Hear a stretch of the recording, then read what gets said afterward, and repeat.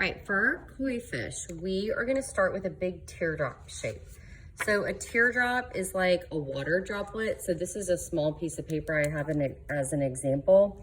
So we're gonna do it from corner to corner on our paper. I'm just showing you really quick what it's gonna look like, so don't draw anything yet. But I'm gonna put my Sharpie like about an inch from the corner, and I am going to curve my Sharpie around, and then I'm gonna bring it back up into a point, okay? So it looks literally like a water drop. Notice that it's not perfect. It has a little bit of movement to it, and that is totally fine because we are drawing a fish, and a fish obviously moves. So now you're gonna do this, we're gonna do the same exact thing together, but we have a bigger piece of paper here. So I'm gonna start about an inch from the edge, about right here. And I'm gonna start with, this is gonna be the pointy part, and I'm gonna curve it around, and I don't want it to touch the corner, and I'm gonna bring it back to a point, okay?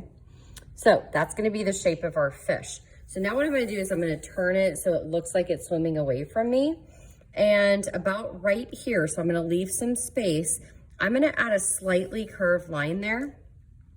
And then I'm gonna come to the very top of my teardrop, and I'm gonna draw a line all the way down to that point, okay? So inside my, these two parts right here is where I'm gonna put my eyes for my fish. So what I'm gonna do is I'm going to make a big rainbow line, and then I'm gonna make a big rainbow line over here. And then I'm gonna make a small rainbow line right on the edge. And that small rainbow line, I'm actually gonna color that in with my Sharpie. I wanna make sure that I'm staying inside the lines very carefully because their eyes are very smooth. So if we go outside of it, it's gonna give the texture that it's very rough, and we don't wanna do that.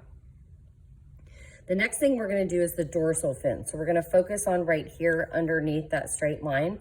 We already have where the dorsal fin hits the body. So all we're gonna do is make a line, a zigzag, and a line, and we're gonna connect it. So notice that's not like a perfect line. There's, you know, it's totally fine.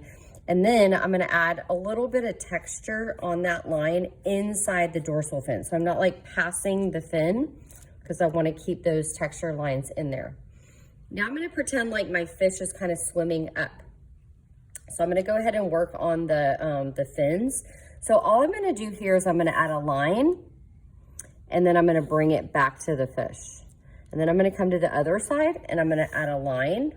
Notice that's not the same line. That's totally cool. And I'm gonna bring it back to the fish, okay? Inside the fins, I'm gonna add a couple lines for some texture also for the fins.